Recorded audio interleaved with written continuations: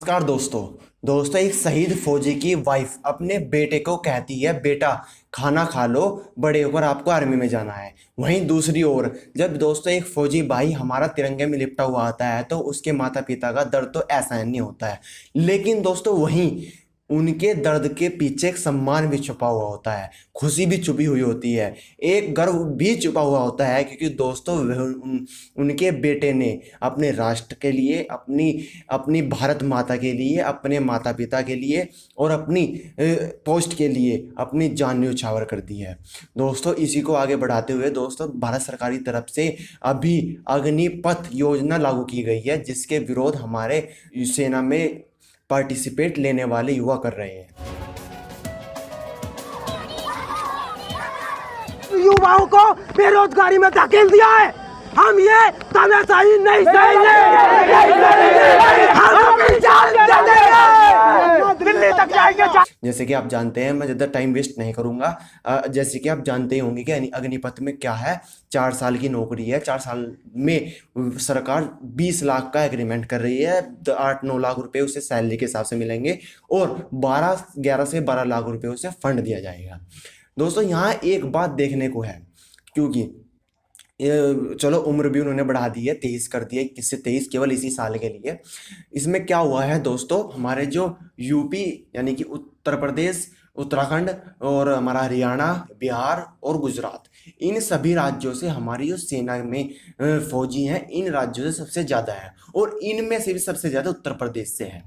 यहाँ तक सुनिए, लेकिन इससे आगे क्या है दोस्तों, जो 4 साल की अग्निपथ में स्कीम है उसमें क्या डिफॉल्ट है वो मैं आपको बताता हूँ। मुझे लगता है कि यही सबसे बड़ा डिफॉल्ट है जो कि आज युवा प्रदर्शन कर रहे हैं। अगर दोस्तों विश्वास मानिए, अगर सरकार इस पर ध्यान दे ले तो यह प्रदर्शन रुक सकते हैं। वह क्या है, वह है 4 साल। दोस्तों अब मेरी एक बात सुनिए, उदाहरण के तौर पर दोस्तों एक युवक 20 साल की उम्र में अग्निपथ के तहत सेना में भर्ती होता है। सेना में भर्ती हो गया, 6-7 महीने उसकी ट्रेनिंग चलेगी और वह लास्ट के 3-3.5 साल अपनी सेवा देगा सेना में। दोस्तों सेना में सेवा देते हुए उसे किस चीज़ की नॉलेज हो जाएगी, टाइम की, टाइमिंग पाबंद हो जाएगा। वह अपने शरीर को कठोर कर लेगा और सबसे बड़ी बात, वह उसे क्या सिखाया जाएगा, सेना में सबसे ज़्यादा महत्वपूर्ण क्या सिखाया जाता है दोस्तों, उसे टारगेट यानी कि किसे टारगेट करना है वह सिखाया जाएगा। उसे क्या चीज़ दिखाई देगी, जैसे कि महाभारत में अर्जुन को कहा गया था कि तुम्हें पेड़ पर क्या दिखाई दे रहा है। तो दोस्तों अर्जुन ने क्या कहा था, अर्जुन ने कहा था कि मुझे केवल और केवल चिड़िया की आंख दिखाई दे रही है। तो दोस्तों वह सोल्डर भी इसी तरह हो जाएंगे 4 साल बाद। उन्हें क्या दिखाई देगा, सामने दुश्मन और हाथ में गन, 2 चीज़ उन्हें दिखाई देगी और वही उनका टारगेट होगा। चलो आगे बढ़ते हैं दोस्तों। जब वह 4 साल कंप्लीट हो जाएंगे तो वह एक अच्छे सोल्डर और अपने मातृभूमि के लिए लड़ने और मिटने के लिए तैयार ही हो चुके होंगे। लेकिन वहीं क्या कर दिया दोस्तों सरकार ने, उसी टाइम जब वे तैयार हुए उसी टाइम उन्हें रिटायर कर दिया है। यानी कि 24 साल की उम्र में वह बंदा रिटायर हो जाएगा। चलो रिटायर हो गया, उसके बाद उसे 11-12 लाख रुपए धनराशि दी जाएगी ताकि वह आगे सस्टेन कर पाए।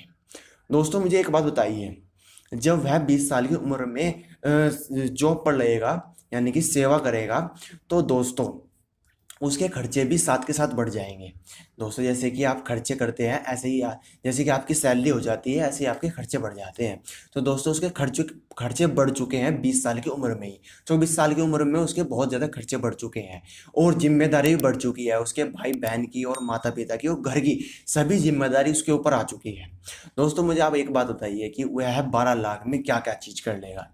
हालांकि दोस्तों इसके बाद सरकार ने यह भी नियम लागू किया है, हम बता देते हैं कि वह असम राइफल्स और स्टेट की जो बल सुरक्षा जो सेवा होती है उनमें उन्हें प्राथमिकता दी जाएगी। लेकिन दोस्तों मुझे एक छोटी सा बात बताइए कि जब वह सोल्डर अपने टारगेट को और अपनी सेना में भर्ती होने वाली जिम्मेदारी को निभाने के लिए तैयार हो चुका है, तो दोस्तों अब वह बाउंस बैक कैसे करेगा कि मैं दोबारा स्टडी करूं। हालांकि सरकार ने प्राथमिकता दी है, लेकिन दोस्तों वह कैसे बाउंस बैक करेगा अपनी स्टडी को, क्योंकि दोस्तों ऐसा तो नहीं है कि 8 घंटे की ड्यूटी और 6 घंटे की ड्यूटी आर्मी को है। वह अपने घर आ जाएगा वापस। उसे तो 24 घंटे की ड्यूटी आर्मी में देनी है, 24 घंटे ही वह वहीं रहेगा। तो दोस्तों उसका दिमाग का सर्कल ही ऐसा हो जाएगा कि वह सैनिक ही बना रहेगा। वह दोबारा बाउंस बैक कैसे करेगा स्टडी में, वह उसे प्राथमिकता दे दी है, लेकिन मुझे लगता है कि वह उस तरह से नहीं स्टडी कर पाएगा जैसे वह स्टडी पहले कर चुका है। अब दोस्तों आते हैं दूसरे सवाल पर। दोस्तों हमारे जो युवा है वह बहुत से यह कह रहे हैं कि अगर जब यह योजना लागू करने वाले थे सरकार, भारतीय सरकार, तो किसी से पूछताछ क्यों नहीं की है। दोस्तों मैं आपको बता दूं कि इस योजना से पहले भारत सरकार ने करीब पिछले लास्ट 2 साल से इस पर काम चल रहा था, और थल सेना, वायुसेना और जल सेना सभी सेना के चीफ सेक्रेटरी से बहुत ही बारीकी से बातचीत चल रही थी, जिसके बेस पर यह योजना बनाई गई है। हालांकि दोस्तों मुझे लगता है कि जो उन्होंने किया है वह सही होगा, लेकिन अगर मैं किसी एक फौजी जो कि फौजी में भर्ती होने वाला है, दोस्तों एक छोटी सी बात ऐड कर देता हूँ। दोस्तों फौजी का जो व्यक्ति फौजी में भर्ती होने वाला जो युवा है, वह फौज में भर्ती होने से पहले एक रिपोर्ट बताती है कि करीब 6 से 7 साल पहले अपनी तैयारी शुरू कर देता है। आपने देखा होगा इन राज्यों में, उत्तर प्रदेश, बिहार और उत्तराखंड और हरियाणा में सुबह को 3 बजे, शाम को 3 बजे और सुबह को 4-5 बजे लड़के रनिंग के दौरान मिलते हैं। उन्हें खून पसीना एक कर देते हैं अपनी भर्ती को क्लियर करने के लिए। दोस्तों हालांकि उनकी मेहनत पर हमें कोई भी डाउट नहीं करना चाहिए। तो अब ऐसा क्या किया जाए कि यह प्रदर्शन और आंदोलन यह खत्म हो जाए। तो दोस्तों इसमें मेरा ऐसा मत है, यानी कि मेरा ऐसा मानना है, इसमें 2 कार्य करने सरकार को करने चाहिए थे। पहला, दोस्तों बहुत से यह कह रहे हैं कि जो हमारी दोस्तों बहुत से यह कह रहे हैं कि जो हमारे देश का जो प्रधानमंत्री जी है, जो हमारे देश की गवर्नमेंट है, उन्होंने इजराइल देश में जो नियम चल रहा है उसे देखकर यह कानून बनाया है।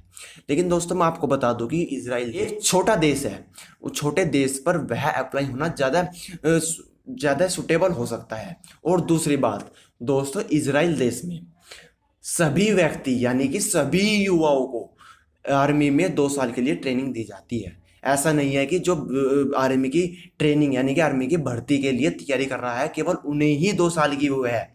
उन्हें सभी व्यक्तियों को, चाहे वो सरकारी में हो, चाहे प्राइवेट सेक्टर में हो, चाहे विधायक हो, चाहे एमएलए हो, चाहे नेता हो, चाहे पॉलिटिक्स किसी भी फील्ड में हो, उसे 2 साल की आर्मी की ट्रेनिंग लेनी ही लेनी होगी।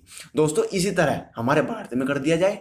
वह क्या कर दिया जाए, सभी व्यक्तियों को, चाहे वह एमएलए का हो, चाहे विधायक का हो, चाहे सरकारी हो, चाहे चपड़ासी का हो, चाहे किसान का हो, चाहे वह एक प्राइवेट सेक्टर में नौकरी कर रहा हो, हर को 4 साल की जो है यह सेवा देनी होगी, जिसके बाद ही वह विधायक बन पाएगा, सरकारी नौकरी में सरकारी नौकरी कर पाएगा और प्राइवेट सेक्टर में जा पाएगा और लाइसेंस ले पाएगा। ऐसे सभी के साथ कर दिया जाए तो मुझे लगता है कि यह प्रदर्शन कम हो जाएगा और बंद हो जाएगा। दोस्तों अब आ जाती है हमारे जो कि यह कह रहे हैं कि हमारा जो सेना में जो बजट बनता है वह 70 से 80% हमारी तनख्वाहों और पेंशन में चला जाता है, जिसकी वजह से हमने यह योजना लागू की है। चलो कोई बात नहीं, हम जो 20% है वह कम हो जाता है हमारे जो आधुनिकीकरण है हमारी, यानी कि हथियार खरीदने में और ऐसी स्ट्रक्चर बनाने में। तो दोस्तों मैं आपको बता दूं कि जो हमारे विधायक हैं, नेता हैं, उनकी पेंशन हम कम कर दे। दोस्तों मैं आपको बता दूं जो हमारे विधायक हैं उनका जो कि मासिक वेतन होता है वह करीब 1 से 1.5-2 लाख तक चला जाता है। तो दोस्तों हम उनकी सैलरी थोड़ी घटाकर हम थोड़ा सा जो बजट हमारी सेना में है उसको इंक्रीज कर सकते हैं।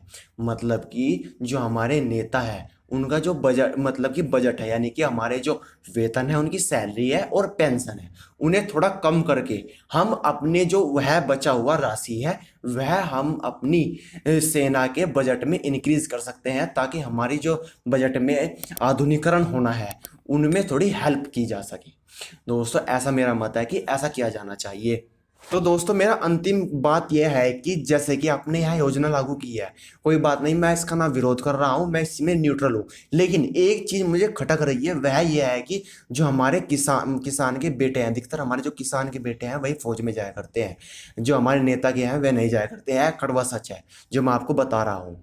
दोस्तों यह जो युवा हैं जो भर्ती होना चाहते हैं, कोई बात नहीं, आप 4 साल करना चाहते हैं 4 साल कर दीजिए, लेकिन उसके बाद उन्हें कुछ ऐसी गारंटी दे दीजिए कि हम तुम्हें बेरोजगार नहीं होने देंगे। क्योंकि दोस्तों आप तो क्योंकि सरकार तो रिटायरमेंट कर देगी, और उन्होंने तो केवल यह कहा है कि हम प्राथमिकता देंगे, गारंटी कुछ नहीं दी है कि हम आपको गारंटी देते हैं कि हम आपको कुछ जो रोजगार का हम आपको संसाधन कर देंगे।